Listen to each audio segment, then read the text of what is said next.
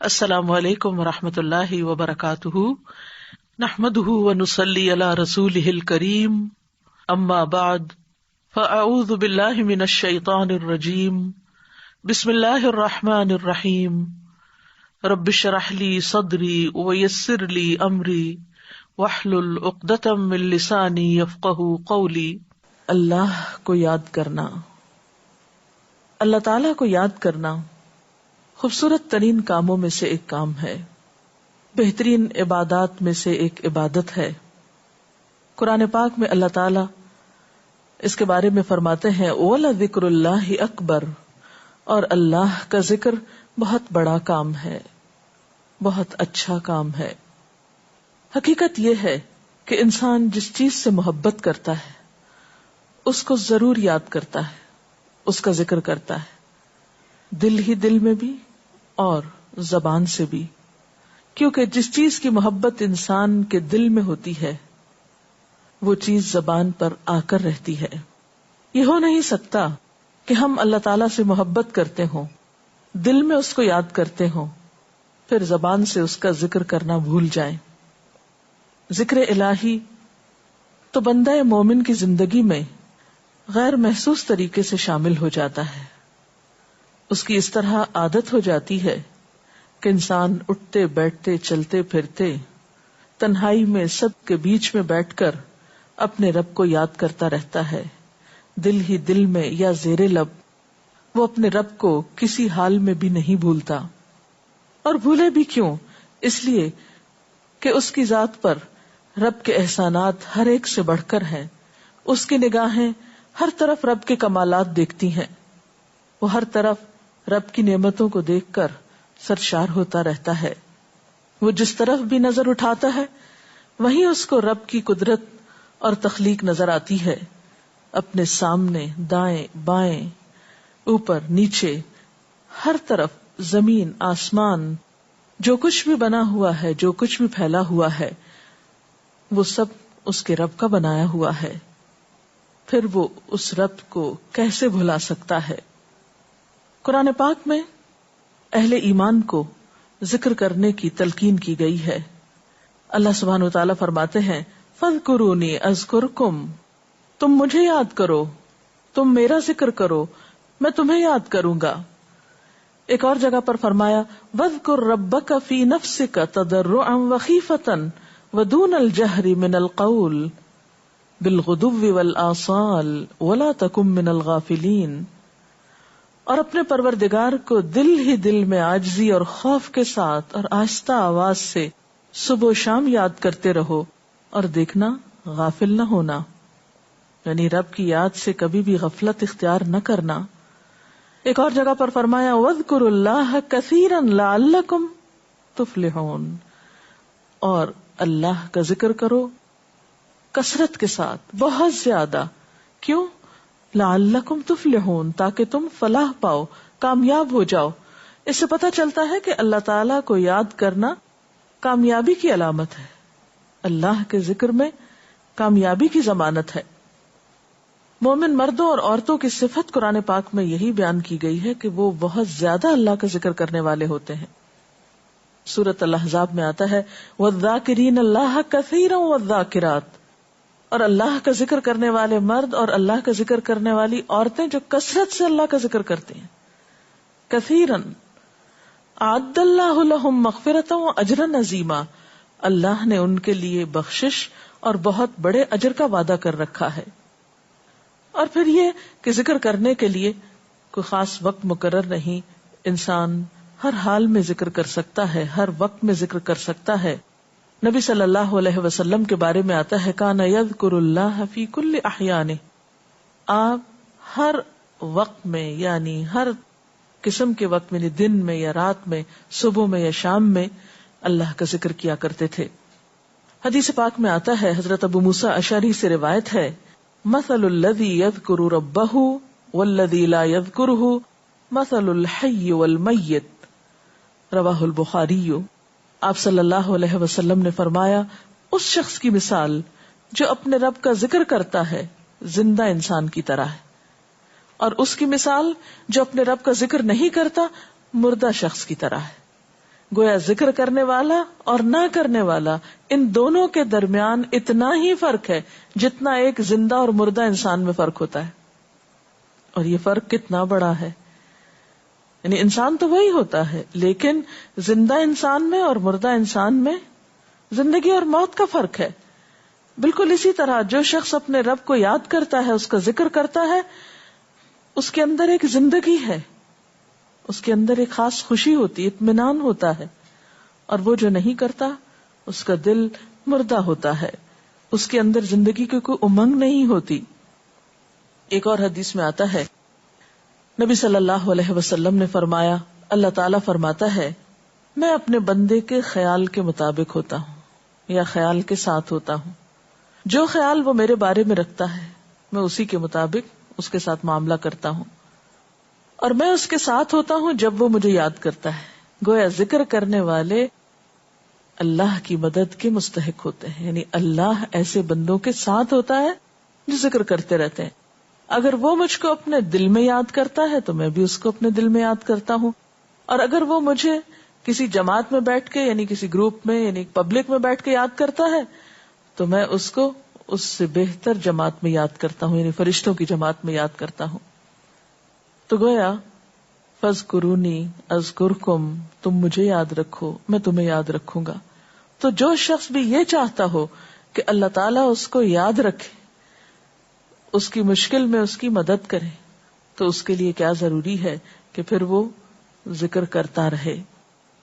اور ذکر تمام عبادات کو خوبصورت بناتا ہے. مثلا روزہ رکھنا ایک عبادت ہے، لیکن جس روزے میں ذکر الہی ہو اس کا اجر و ثواب کئی گنا بڑھ جائے گا. حج ایک عبادت ہے بذات خود، حج کا سفر ایک عبادت ہے، لیکن اس سفر میں انسان اگر ذکر الہی کرتا رہے تو اسی حج کا ثواب کئی گنا بڑھ جائے گا. اور نماز تو سراسر ہے ہی اللہ کی یاد کا نام. اقم الصلاۃ لذکری، نماز قائم کرو میری یاد کے لیے. اللہ کے ذکر کا بہترین طریقہ ہے. ایک اور موقع پر آپ صلی اللہ علیہ وسلم سے جب یہ پوچھا گیا کہ سب سے اچھی نماز کس کی، سب سے اچھا روزہ کس کا، سب سے اچھا حج کس کا، سب سے اچھا مجاہد کون، تو آپ صلی اللہ علیہ وسلم نے ہر بار یہی جواب دیا کہ جو اپنے ان کاموں میں ذکر الہی کثرت کے ساتھ کرے. اور ذکر کرنے والے ہر میدان میں آگے نکل جاتے ہیں. حدیث پاک میں آتا ہے نبی صلی اللہ علیہ وسلم نے فرمایا مفردون سبقت لے گئے. لوگوں نے پوچھا کہ یہ مفردون کون ہے؟ فرمایا وہ مرد جو کثرت کے ساتھ اللہ کا ذکر کرتے ہیں اور وہ عورتیں جو کثرت کے ساتھ اللہ کو یاد کرتی ہیں. اور یہاں آپ نوٹ کر رہے ہیں خاص طور پر مردوں کے ساتھ ساتھ عورتوں کا ذکر بھی ملتا ہے. حضرت عبداللہ بن بصر فرماتے ہیں کہ ایک شخص نے عرض کیا یا رسول اللہ صلی اللہ علیہ وسلم، بے شک اسلام کے احکام مجھ پر بہت ہیں، یعنی ذمہ داریاں بہت ہیں، کرنے کے کام بہت ہیں. آپ مجھے کوئی ایسی بات بتائیں جسے میں اپنے لیے لازم کر لوں، یعنی میرے لیے آسان ہو اور میں پابندی سے کر سکوں. تو آپ صلی اللہ علیہ وسلم نے فرمایا لا یزال لسانک رطبا من ذکر اللہ، کہ ایک چیز پابندی سے پکڑ لو، اور وہ کیا کہ تیری زبان ہمیشہ اللہ کے ذکر سے تر رہے، ہر دم اللہ کو یاد کرتے رہو. اور یہ حقیقت ہے کہ انسان کوئی بھی کام کر رہا ہو، مثلا خواتین کھانا پکا رہی ہیں، گھر صاف کر رہی ہیں، واک کر رہی ہیں، کوئی بھی کام کر رہی ہیں اس طرح کا، تو اس میں ساتھ ساتھ اللہ کی یاد کرتی رہیں. سبحان اللہ، الحمدللہ، اللہ اکبر، استغفر اللہ، لا الہ الا اللہ، ان اذکار کا ورد کرتے رہیں، تو اس میں کام بھی ہوتا رہے گا اور اس کے ساتھ ساتھ اللہ کی یاد بھی ہوتی رہے گی. خصوصی طور پر 2 کلمات ایسے ہیں جن کے بارے میں بہترین اجر کی خوشخبری سنائی گئی. آپ صلی اللہ علیہ وسلم نے فرمایا کلمتان، 2 کلمات ایسے ہیں خفیفتان علی اللسان، جو زبان پہ بہت ہلکے ہیں، یعنی پڑھنے میں کچھ مشکل نہیں. ثقیلتان فی المیزان، میزان میں بہت بھاری ہیں. حبیبتان الی الرحمن، رحمان کو بہت محبوب ہیں، اور وہ کیا ہیں؟ سبحان اللہ و بحمدہ، سبحان اللہ العظیم. چلتے پھرتے، اٹھتے بیٹھتے، کام کاج کرتے، تسبیح پڑھتے رہنا، ذکر کرتے رہنا انسان کے دل کو جہاں اطمینان بخشتا ہے وہاں اس کے کام کو آسان بھی کر دیتا ہے اور اللہ کی مدد بھی ساتھ ہوتی ہے. اور قرآن پاک میں ایسے لوگوں کے لیے خوشخبری ہے، الا بذکر اللہ تطمئن القلوب، سنو اللہ کے ذکر سے دلوں کو اطمینان ہوتا ہے، اور ویسے بھی میزان میں بہت بھاری نیکی ہے۔ ایک حدیث میں آتا ہے کہ رسول اللہ صلی اللہ علیہ وسلم نے لوگوں سے پوچھا، کیا میں تمہیں نہ بتاؤں کہ تمہارے اعمال میں سب سے اچھا عمل، سب سے پاکیزہ اور تمہارے درجات کو سب سے زیادہ بڑھانے والا، اور جو تمہارے لیے سونے چاندی کے خرچ کرنے سے زیادہ بہتر ہو، اور اس سے بھی بہتر ہو کہ تم اپنے دشمنوں سے ملو، ان کی گردنیں تم مارو اور وہ تمہاری گردنیں مارے، تو کیا ایسا عمل نہ تمہیں بتاؤں؟ صحابہ نے عرض کیا، ضرور یا رسول اللہ صلی اللہ علیہ وسلم، ہمیں ایسا عمل بتائیے۔ تو آپ نے فرمایا، وہ اللہ کا ذکر ہے، یعنی تمام اعمال میں وہ سبقت لے جاتا ہے۔ اسی طرح ایک اور حدیث میں ہے، رسول اللہ صلی اللہ علیہ وسلم نے فرمایا کہ جب بھی کچھ لوگ بیٹھتے ہیں اور وہ اللہ کا ذکر کرتے ہیں، یعنی کسی مجلس میں اکٹھے ہو کر بیٹھتے ہیں، تو اللہ کی رحمت ان کو ڈھانپ لیتی ہے، ان پر سکینت نازل ہوتی ہے، اللہ تعالیٰ ان کا اپنے ہاں ذکر کرتے ہیں۔ گویا اکیلے بھی ذکر کیا جا سکتا ہے اور کسی مجلس میں اکٹھے بیٹھ کر بھی، پھر اسی طرح صبح و شام بھی، جیسا کہ قرآن پاک میں آتا ہے، وَسَبِّحْ بِحَمْدِ رَبِّكَ قَبْلَ طُلُوعِ الشَّمْسِ وَقَبْلَ غُرُوبِهَا، اپنے رب کی تسبیح بیان کرو سورج نکلنے سے پہلے اور اس کے غروب ہونے سے پہلے۔ ایک اور جگہ پر آتا ہے، وَسَبِّحْ بِحَمْدِ رَبِّكَ بِالْعَشِيِّ وَالْإِبْكَارِ، اپنے رب کی حمد و ثنا بیان کرو عشی کے وقت یعنی عصر کے وقت، والابکار اور صبح کے وقت۔ عشی کا لفظ جو ہے یہ زوال شمس سے غروب شمس کے درمیانی وقت کو کہتے ہیں۔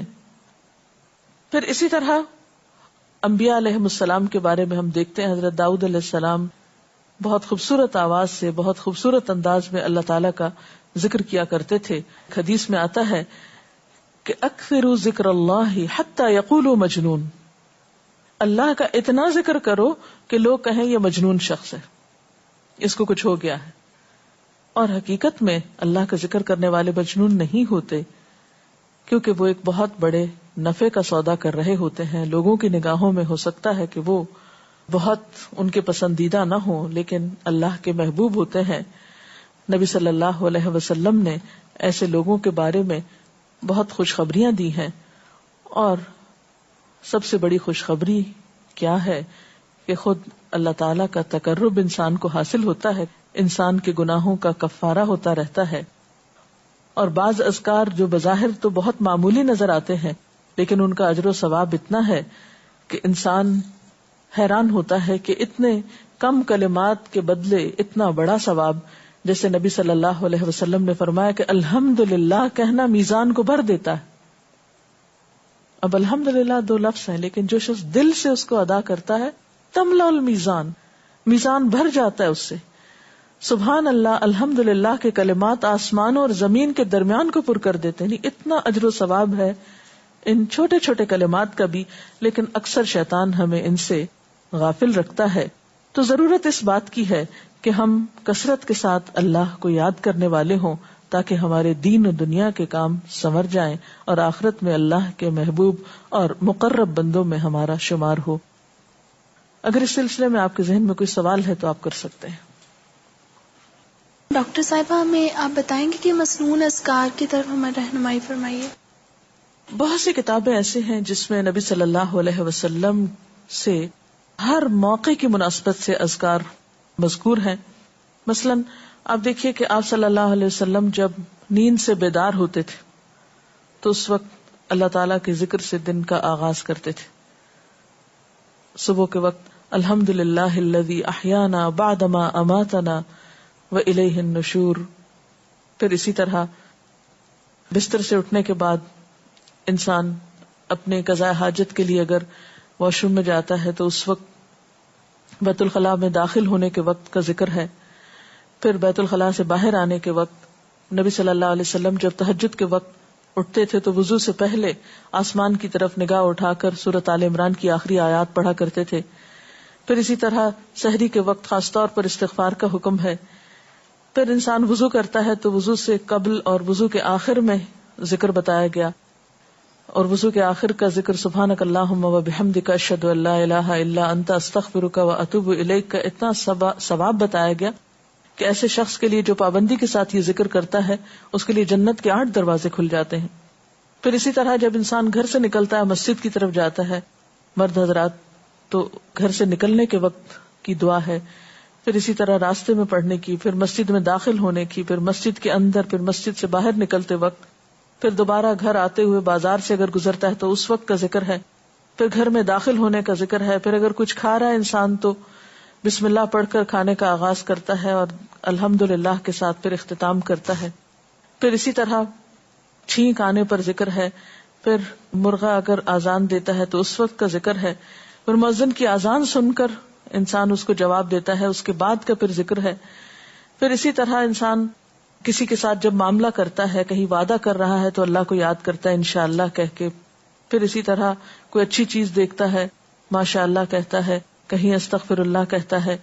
تو بندہ مومن کی زندگی کا کوئی مقام اور کوئی موقع ایسا نہیں جس کے بارے میں نبی صلی اللہ علیہ وسلم نے کوئی نہ کوئی خوبصورت انداز کا ذکر نہ سکھایا ہو. حتیٰ کہ انسان شام ہوتی ہے تو پھر صبح شام کے اذکار ہیں, پھر اسی طرح ہر نماز کے بعد کے اذکار ہیں, تسبیحات ہیں, پھر بستر میں جاتے وقت کی دعا ہے, پھر اسی طرح اگر آپ کسی بیمار کی عیادت کرنے کے لیے گئے ہیں تو اس وقت کی دعا ہے, اگر کوئی بیمار ہو جاتا ہے تو اس کے اوپر پڑھی جانے والی دعائیں ہیں. یعنی کوئی بھی زندگی کا گوشہ ایسا نہیں جس میں ذکر الہی کی طرف ہمیں متوجہ نہ کیا گیا ہو. اور حقیقت یہ ہے کہ انسان جب دنیا سے رخصت ہوتا ہے اور اگر لا الہ الا اللہ پر اس کی موت آتی ہے تو انشاءاللہ اس کے لیے بشارت ہے جنت میں جانے کی. لیکن یہ اسی وقت ہو سکتا ہے جب ہم اپنے عام حالات میں ذکر کے عادی ہوں. یہ نہیں ہو سکتا کہ عام طور پر ہم غافل رہیں اور اچانک موت کے وقت ہمیں یاد آ جائے. اور بات یہ ہے کہ جس خیر پر انسان دنیا سے رخصت ہوتا ہے اسی پر پھر قیامت کے دن اٹھایا جائے گا. اس لیے ذکر کو اپنی عادت میں شامل کر لینا چاہیے. ذکر اور دعا میں کیا فرق ہے؟ کیا دعا بھی ذکر میں شامل ہے یا ذکر اور دعا دو مختلف چیزیں ہیں؟ ذکر اور دعا دونوں ایک ہی چیزیں ہیں. ذکر کا مطلب ہے اللہ کو یاد کرنا. بعض اوقات انسان صرف دل میں یاد کرتا ہے, زبان سے نہیں بھی دہراتا تو وہ بھی ذکر شمار ہوتا ہے. بعض اوقات انسان کو مسنون کلمات کہتا ہے, بعض اوقات اللہ تعالیٰ کی تعریف اپنی زبان میں بیان کرنا, یہ بھی ایک طرح سے ذکر کرنا ہوتا ہے. اور دعا میں خاص طور پر کسی چیز کا مطالبہ کیا جاتا ہے, یہ کچھ مانگا جاتا ہے اللہ تعالیٰ سے. یعنی ہر دعا ذکر ہے لیکن ہر ذکر دعا نہیں ہوتی. ذکر کی کئی قسمیں ہیں جن میں سے ایک دعا بھی ہے. کیا ذکر کے لیے ہر وقت باوضو رہنا ضروری ہے؟ ذکر کے لیے ہر وقت باوضو رہنے کی شرط نہیں ہے. قرآن پاک میں اللہ تعالیٰ فرماتے ہیں الذین یذکرون اللہ قیاما وقعودا وعلی جنوبہم وَيَتَفَكَّرُونَ فِي خَلْقِ السَّمَاوَاتِ وَالْأَرْضِ رَبَّنَا مَا خَلَقْتَ هَذَا بَاطِلًا سُبْحَانَكَ فَقِنَا عَذَابَ النَّارِ. وہ لوگ جو اللہ کو یاد کرتے رہتے ہیں کھڑے ہو کر, بیٹھ کر, لیٹ کر, اپنے پہلوؤں پر, اور کائنات میں غور و فکر کرتے رہتے ہیں, کہتے ہیں کہ پاک ہے تو اے ہمارے رب, ہمیں آگ کے عذاب سے بچا. تو اس سے یہ پتہ چلتا ہے کہ انسان بیٹھ کر, چلتے پھرتے اور لیٹ کر بھی اللہ کو یاد کر سکتا ہے. اب لیٹنے کی حالت ایسی جس میں سونا بھی شامل ہے. تو سوتے ہوئے اگر انسان ڈر جائے یا کوئی برا خواب ہے تو اس وقت بھی مسنون ذکر موجود ہے. یعنی اس وقت بھی نبی صلی اللہ علیہ وسلم نے دعا مانگنے کا طریقہ بتایا کہ اب کیا پڑھو, تاکہ تم اس خواب کے خوف سے, اگر کوئی ناپسندیدہ خواب ہے تو اس سے باہر آ جاؤ. تو اب آپ دیکھیں کہ سو کر تو وضو باقی نہیں رہتا, اور اگر اللہ کی یاد کے ساتھ ہر وقت باوضو ہونے کی شرط ہوتی تو پھر تو شاید ہی کوئی ذکر کر سکتا ہر وقت, کیونکہ ایک مشکل کام ہے.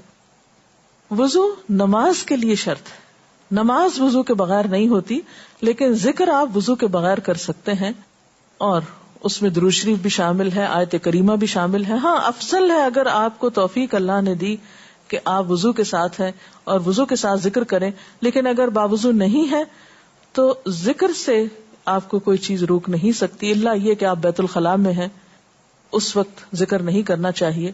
ادروائز آپ عام روٹین کے نارمل کاموں میں اللہ تعالیٰ کو یاد کر سکتے ہیں, خواہ وضو سے ہوں یا بغیر وضو کے ہوں. قرآن پاک جو ہم پڑھ رہے ہوتے ہیں تو کیا ضروری ہے کہ ہم بہت پراپرلی بیٹھ کر پڑھیں, یا ہم ٹیک لگا کے, یا ہم اپنے بستر پہ بھی پڑھ سکتے ہیں؟ افضل تو یہی ہے، پسندیدہ یہی ہے کہ انسان با ادب بیٹھے، لیکن اگر آپ قرآن پاک کا کچھ حصہ زبانی یاد کیے ہوئے ہیں، کچھ صورتیں ایسی آپ کو آتی ہیں اور آپ چلتے پھرتے ان کی دہرائی کرنا چاہتے ہیں تو ایسا بھی کر سکتے ہیں۔ اجتماعی ذکر کی کیا کیا صورتیں ہو سکتی ہیں؟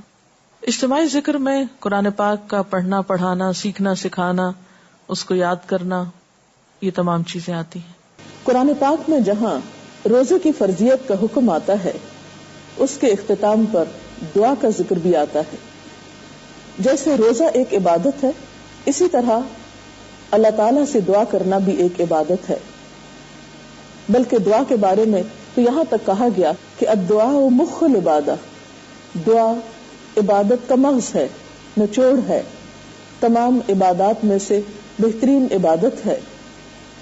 روزے کے ساتھ ساتھ دعا کے بارے میں قرآن پاک میں کچھ یوں ذکر آتا ہے، وَإِذَا سَأَلَكَ عِبَادِي عَنِّي فَإِنِّي قَرِيبٌ أُجِيبُ دَعْوَةَ الدَّاعِ إِذَا دَعَانِ فَلْيَسْتَجِيبُوا لِي وَلْيُؤْمِنُوا بِي لَعَلَّهُمْ يَرْشُدُونَ۔ اور اے نبی صلی اللہ علیہ وسلم، میرے بندے اگر آپ سے میرے متعلق پوچھیں تو انہیں بتا دیجئے کہ میں ان سے قریب ہی ہوں، پکارنے والا جب مجھے پکارتا ہے میں اس کی پکار سنتا ہوں اور جواب دیتا ہوں، لہٰذا انہیں چاہیے کہ میری دعوت پر لبیک کہیں اور مجھ پر ایمان لائیں۔ یہ بات آپ انہیں بتا دیجئے، شاید کہ وہ راہ راست پا لیں۔ انسان اپنے خالق کے ساتھ جس طرح مناجات کرتا ہے اور جس طرح اس کے سامنے آہوزاری کرتا ہے، یہ مخلوق اور خالق کے بہترین تعلق پر دلیل ہے۔ ہر انسان اپنی زندگی میں اللہ تعالیٰ کا محتاج ہے۔ قرآن پاک میں اللہ تعالیٰ فرماتے ہیں، یا ایھا الناس انتم الفقراء الی اللہ واللہ هو الغنی الحمید۔ اے لوگو، تم سب اللہ کے محتاج ہو اور اللہ بے نیاز تعریف والا ہے۔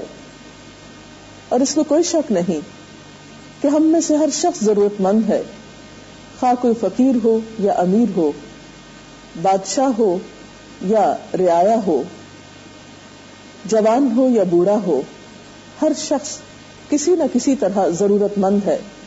اور انسانوں میں سے ہر انسان چونکہ ضرورت مند ہے، اس لیے اس قابل نہیں کہ وہ دوسروں کی ضروریات کو پورا کر سکے۔ اس کے لیے ایک ایسی ہستی کی ضرورت ہے جو سب کو دینے پر قادر ہو، اور وہ اللہ رب العزت ہی کی ہستی ہو سکتی ہے جس نے ہمیں پیدا کیا اور جو تمام تر ضروریات پوری کرتا ہے۔ دین اسلام میں دعا کے بارے میں بہت تاکید کی گئی ہے۔ دعا مانگنے کی فضیلت کے بارے میں کئی ایک احادیث ہمیں ملتی ہیں۔ آپ صلی اللہ علیہ وسلم نے فرمایا، ان الدعاء هو العبادہ، کہ دعا ہی عبادت ہے۔ اسی طرح ایک اور حدیث میں آتا ہے، قال رسول اللہ صلی اللہ علیہ وسلم لیس شیء اکرم علی اللہ من الدعاء، کہ اللہ تعالیٰ کے نزدیک دعا سے زیادہ عظمت والا کوئی عمل نہیں۔ یعنی ایک شخص جب اللہ رب العزت کے آگے ہاتھ اٹھاتا ہے تو وہ موقع بندے کی عظمت کا ہے اور اللہ تعالیٰ کے نزدیک قرب کا ہے، کہ دعا ایک ایسی چیز ہے جس کے اندر اتنی تاثیر ہے کہ وہ انسان کی تقدیر تک بدل دیتی ہے۔ آپ صلی اللہ علیہ وسلم نے فرمایا، لا يرد القضاء الا الدعاء، کہ تقدیر کو کوئی چیز نہیں بدل سکتی مگر دعا۔ دعا ان مشکلات میں بھی انسان کو فائدہ دیتی ہے جو اس پر آ چکی ہوں، اور ان آفات میں بھی فائدہ مند ہے جو ابھی نہ آئی ہوں۔ حضرت عبداللہ بن عمر کہتے ہیں، رسول اللہ صلی اللہ علیہ وسلم نے فرمایا، دعا نازل شدہ آفات اور جو ابھی نازل نہیں ہوئی سب کے لیے نفع بخش ہے، لہذا اے اللہ کے بندو دعا کیا کرو۔ اسے ترمذی نے روایت کیا۔ اور اللہ تعالیٰ جسے اپنی رحمت سے نوازتا ہے اسے دعا کی توفیق عطا کر دیتا ہے، یعنی یہ بھی اللہ تعالیٰ کی ایک خاص عنایت ہے کہ بندے کو دعا مانگنے کی توفیق ہو جائے۔ ایک اور حدیث میں آتا ہے کہ جس شخص کے لیے دعا کا دروازہ کھول دیا گیا یعنی اسے دعا کی توفیق ہو گئی، اس کے لیے گویا رحمت کے دروازے کھول دیے گئے. اور جو چیز اللہ سے مانگی جاتی ہے ان میں سب سے زیادہ اللہ کے نزدیک پسندیدہ چیز عافیت ہے.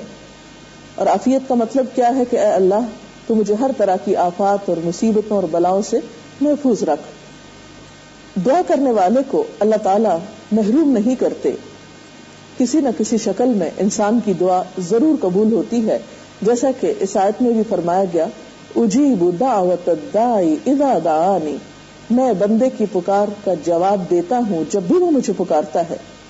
یہ الگ بات ہے کہ بعض دعائیں جلد قبول ہو جاتی ہیں، بعض کے بدلے میں آفات ٹال دی جاتی ہیں، اور بعض آخرت کے اجر کے لیے محفوظ کر دی جاتی ہیں. اور آخرت میں انسان جب اپنی دعاؤں کا اجر دیکھے گا تو تمنا کرے گا کہ کاش دنیا میں میری کوئی دعا بھی قبول نہ ہوتی. اسی طرح ایک اور حدیث میں آتا ہے تمہارا رب بڑا حیا کرنے والا اور سخی ہے، جب بندہ اس کے حضور ہاتھ اٹھاتا ہے تو انہیں خالی لوٹاتے ہوئے اسے شرم آتی ہے. یعنی اللہ تعالیٰ اس بات کو پسند نہیں کرتے کہ بندہ اس سے مانگے اور وہ اسے خالی ہاتھ لوٹا دیں. لیکن عام طور پر جب ہمیں یہ احساس ہوتا ہے کہ ہماری دعا قبول نہیں ہوتی تو یہ ایک شیطانی وسوسہ بھی ہوتا ہے. ہاں، قبولیت کے نہ ہونے میں کچھ اور وجوہات ہو سکتی ہیں، مثلاً یہ کہ ہمارے دعا مانگنے کا طریقہ ہی درست نہ ہو، یا دعا مانگنے میں وہ آہوزاری نہ ہو، وہ سنجیدگی نہ ہو، وہ خشوع و خضوع نہ ہو جو مطلوب ہے. تو اس لیے جو شخص یہ چاہتا ہو کہ اس کی دعائیں قبول ہوں تو اسے دعا کے آداب سے بھی واقف ہونا چاہیے. دعا مانگنے کے آداب میں سب سے پہلا ادب یہ ہے کہ مانگنے سے پہلے اللہ سبحانہ وتعالیٰ کی تعریف کی جائے، تسبیح پڑھی جائے، مثلا سبحان اللہ و بحمدہ سبحان اللہ العظیم. اسی طرح اللہ تعالیٰ کی حمد و ثنا کے کوئی بھی کلمات، پھر حضور صلی اللہ علیہ وسلم پر درود شریف بھیجا جائے، کیونکہ جس دعا کے شروع اور آخر میں درود شریف پڑھا جاتا ہے وہ دعا رد نہیں ہوتی. پھر اسی طرح اگر ہم چاہتے ہیں کہ ہماری دعا قبول ہو تو ہمیں دعا پوری توجہ اور یکسوئی کے ساتھ کرنی چاہیے. ایک حدیث میں آتا ہے آپ صلی اللہ علیہ وسلم نے فرمایا اللہ تعالیٰ سے قبولیت کے مکمل یقین کے ساتھ دعا کرو، یعنی یہ یقین رکھ کے دعا کرو کہ دعا قبول ہو جائے گی. دل میں شک نہیں ہونا چاہیے، اللہ تعالیٰ کی رحمت سے مایوسی نہیں ہونی چاہیے. اور یاد رکھو اللہ تعالیٰ غافل اور بے دھیان دل کی دعا قبول نہیں کرتا. یعنی اگر دعا قبول نہیں ہوتی تو اس میں خود ہمارا اپنا ہی قصور ہو سکتا ہے، اور ہمیں معلوم ہونا چاہیے کہ کیا ہم دعا کے آداب کو ملحوظ رکھتے ہوئے دعا کر رہے ہیں یا دعا محض ایک دعائی ہے اور چند الفاظ ہی ہیں. پھر اسی طرح دعا کے لیے ہاتھ اٹھانا مسنون ہے، لیکن اگر کوئی شخص ہاتھ اٹھائے بغیر دعا کر رہا ہے چلتے پھرتے لیٹے ہوئے تو بھی دعا کر سکتا ہے. اسی طرح یہ ہے کہ معمولی سے معمولی چیز بھی اللہ تعالیٰ سے مانگنی چاہیے. صحابہ کرام کا طریقہ یہ تھا کہ جوتی کا تسمہ بھی ٹوٹتا تو پہلا خیال ان کے دل میں اللہ تعالیٰ ہی کا آتا کہ اس سے مانگے. پھر اسی طرح کچھ ایسے اوقات ہیں کہ جن میں اگر دعا کی جائے تو دعا قبول ہوتی ہے. مثلا رات کے آخری حصے میں اور رمضان المبارک میں آپ ہر روز سحری کے لیے اٹھتے ہیں، وہ دعاؤں کی قبولیت کا وقت ہوتا ہے، اس وقت خاص طور پر دعائیں کیجیے. اسی طرح اذان اور اقامت کے درمیان دعا قبول کی جاتی ہے، اس وقت کی دعا بھی لوٹائی نہیں جاتی. بعض لوگ اذان ہو رہی ہوتی ہے اور وہ بول رہے ہوتے ہیں، یا یہ کہ اذان ہوتی ہے اور وہ ادھر ادھر کاموں میں مشغول ہو جاتے ہیں اور یقین کے ساتھ اس کا جواب نہیں دیتے. تو اس سلسلے میں بھی آپ صلی اللہ علیہ وسلم نے جو تعلیم دی ہے وہ کچھ یوں ہے کہ جو شخص اذان کا جواب یقین کے ساتھ دیتا ہے، یعنی توجہ کے ساتھ دیتا ہے، اور اس کے بعد دعا کرتا ہے تو اس کی دعا قبول کی جاتی ہے. پھر اسی طرح سجدے میں دعا قبول ہوتی ہے. جمعے کے دن ایک خاص گھڑی ہوتی ہے جس میں دعا قبول کی جاتی ہے. پھر میدان جنگ میں جب ایک مجاہد صفوں میں کھڑا ہوتا ہے اس وقت دعا قبول ہوتی ہے. بارش نازل ہونے کے وقت دعا قبول ہوتی کیونکہ وہ اللہ تعالیٰ کی رحمت برس رہی ہوتی ہے. پھر اسی طرح یوم عرفہ یعنی حج کے دن 9 ذی الحج کو دعا قبول ہوتی ہے. پھر اس طرح زمزم پیتے ہوئے دعا کی قبولیت کا وقت ہوتا ہے. بہت سے لوگ زمزم پی رہے ہوتے ہیں، اپنے اوپر ڈال رہے ہوتے ہیں حج عمرے کے موقع پر، لیکن دعا مانگنا بھول جاتے ہیں، حالانکہ وہ بھی قبولیت کی ایک گھڑی ہے. اسی طرح کچھ ایسے لوگ ہوتے ہیں کہ جن کی دعائیں رد نہیں ہوتی. ان میں مظلوم کی دعا، مسافر کی دعا، باپ کی دعا اپنے بچوں کے حق میں، غازی کی دعا یعنی ایک شخص میدان جنگ سے کامیاب لوٹ رہا ہے، حج اور عمرہ کرنے والے کی دعا جب وہ اپنے گھر کی طرف واپس آ رہا ہو، اور ان موقعوں پر بھی. اسی طرح اولاد کی دعا اپنے والدین کے لیے جبکہ وہ نیک ہوں، والدین کے فرما بردار ہوں. پھر اسی طرح خوشحالی اور فراغ میں دعا کرنے والے کی تنگی اور مصیبت کے وقت دعا قبول ہوتی. یعنی وہ شخص جو خوشی کے وقت، آرام کے وقت کسی پریشانی کے بغیر اللہ تعالیٰ سے تعلق رکھتا ہے، دعائیں کرتا رہتا ہے، تو ایسے شخص پر جب کوئی مشکل آتی ہے اور اس وقت وہ دعا کرتا ہے تو اس کی دعا بھی لوٹائی نہیں جاتی. ورنہ وہ شخص جو صرف مشکل وقت میں اللہ تعالیٰ کو پکارے تو فرشتے اس کی جب دعا سنتے ہیں تو کہتے ہیں کوئی اجنبی سی آواز معلوم ہوتی ہے، اس سے پہلے تو اس نے کبھی اپنے رب کو یاد نہیں کیا تھا. پھر روزہ دار کی دعا، خاص طور پر افطار کے وقت. بہت سے لوگ اس وقت کو بھی صحیح طور پر استعمال نہیں کرتے اور ادھر ادھر کی بات چیت میں گنوا دیتے ہیں. پھر بیمار کی دعا، پھر مسلمان بھائی کی عدم موجودگی میں، اس کی غیر حاضری میں اس کے لیے دعا. پھر اسی طرح کچھ لوگ ایسے بھی ہیں جن کی دعائیں قبول نہیں ہوتی. ہمیں اپنا جائزہ لینا چاہیے کہ کہیں ہم تو ان میں سے نہیں. اور یہ خاص طور پر اس لیے بھی کہ بہت سے لوگ دعا کرتے ہیں اور اگر فوری طور پر قبول نہیں ہوتی تو مایوس ہو جاتے ہیں اور یہ سمجھتے ہیں کہ ہم تو شاید اللہ تعالیٰ کے ناپسندیدہ بندے ہیں، اس لیے ہماری تو سنی ہی نہیں جائے گی، اور وہ مانگنا چھوڑ دیتے ہیں. حالانکہ نہ مانگنے پر بھی اللہ تعالیٰ کی ناراضگی ہوتی. انسانوں سے جو مانگتا ہے انسان اس سے ناراض ہوتے ہیں، اور اللہ تعالیٰ اس سے جو اس سے مانگتا نہیں. اللہ تعالیٰ کو یہ بات بہت پسند ہے کہ بندے اس کی طرف رجوع کریں، توبہ کریں، استغفار کریں اور اسی سے مانگیں. لیکن کچھ حالتیں ایسی ہیں کہ جن سے انسان جب تک نکلتا نہیں، گناہوں سے معافی نہیں مانگتا، اس کی دعا بھی قبول نہیں ہوتی. جس میں سب سے پہلے رزق حرام کھانے والے کی دعا، پھر اسی طرح رشتہ داریوں کو کاٹنے والے کی دعا، وہ بھی قبول نہیں ہوتی کیونکہ قطع رحمی اللہ تعالیٰ کو سخت ناپسند ہے. پھر غفلت اور لاپرواہی سے مانگی ہوئی دعا جیسے کوئی دلچسپی نہیں، کوئی شوق ہی نہیں. پھر اسی طرح جو لوگ امر بالمعروف اور نہی عن المنکر کا فریضہ انجام نہ دیں، نیکیوں کا حکم نہ دیں، برائیوں سے روکے نہیں، ان کی دعائیں بھی ایک وقت آتا ہے کہ پھر قبول نہیں ہوتی. اسی طرح ایک اور بات کا بھی ہمیں خیال رکھنا چاہیے کہ دعا صرف پریشانی اور مصیبت میں ہی نہ مانگے. پھر یہ کہ دعا مانگنے کے لیے کسی خاص عمر کی کوئی قید نہیں کہ آپ بڑھاپے میں دعائیں مانگیں، اور اگر آپ بچے ہیں یا جوان ہیں تو آپ سوچیں کہ ابھی تو میرے مانگنے کے دن نہیں، یا یہ کہ اگر آپ کے پاس اپنی ضرورت کی سب چیزیں موجود ہیں تو آپ سوچیں اور کیا مانگنا ہے. نہیں، ابھی ہمارے سامنے ایک بہت بڑا امتحان ہے آخرت کا. آخرت کے لیے دعائیں مانگنی چاہیے. اگر دنیا میں فوری طور پر کوئی ایسی مشکل یا کوئی ایسی ضرورت آپ کے سامنے نہیں. اور بچوں کو خاص طور پر دعائیں سکھانی چاہیے، ان کو مانگنے کے آداب بتانے چاہیے، کیونکہ پھر وہ زندگی کا ایک حصہ ہو جاتی ہیں. اور اگر ہم عام طور پر زندگی میں چند کلمات عادتاً بھی شامل کر لیں جو کہ دعائیہ کلمات ہیں تو یہ بھی ہمارے اپنے لیے اور جس کے لیے ہم دعا دے رہے ہوں فائدہ مند ہو سکتے ہیں. مثلا السلام علیکم، تم پر سلامتی ہو، یہ بھی ایک دعا ہے. جزاک اللہ خیرن، اللہ تعالیٰ تمہیں اچھا بدلہ دے، یہ بھی دعا ہے. پھر اسی طرح بارک اللہ لکا، اللہ تعالیٰ تمہارے لیے برکت پیدا کرے. تو گویا بہت سے کلمات ایسے ہیں جو بذات خود ایک دعا ہیں، اسلامی اخلاق اور ادب کا حصہ ہیں. اللہ تعالیٰ سے دعا ہے کہ اللہ تعالیٰ ہمیں ان آداب سے مالا مال کر دے. اگر آپ کا کوئی سوال ہو تو آپ کر سکتے ہیں دعا سے متعلق. میڈم کیا آپ کس بات کی وضاحت کر دیں گی کہ کیا ہم لوگ اپنی زبان میں چلتے پھرتے دعا کر سکتے ہیں؟ جی ہاں، بالکل مانگ سکتے ہیں. یعنی دعا مانگنے کے لیے یہ شرط نہیں کہ آپ مصلی پر ہی بیٹھے یا کسی خاص جگہ پر بیٹھے یا ضروری طور پر باوضو ہوں. دعا دراصل اللہ تعالیٰ کے ساتھ ایک گفتگو بھی ہے، اپنے دل کا حال سنانا بھی ہے، اور ایک تعلق کا نام ہے. دعا اللہ اور بندے کے درمیان ایک گہرا تعلق پیدا کرتی ہے. اس لیے اس کے لیے فارمل وے میں بھی مانگ سکتے ہیں آپ اور انفارمل وے میں بھی. اگر آپ دیکھیں تو صبح سویرے جاگتے ہی ہم کیا کہتے ہیں؟ الحمدللہ الذی احیانا بعد ما اماتنا والیہ النشور. یہ کیا ہے؟ یہ دعا ہے. ہم نے وہ دعا کس وقت مانگی؟ بستر سے اٹھتے ہوئے.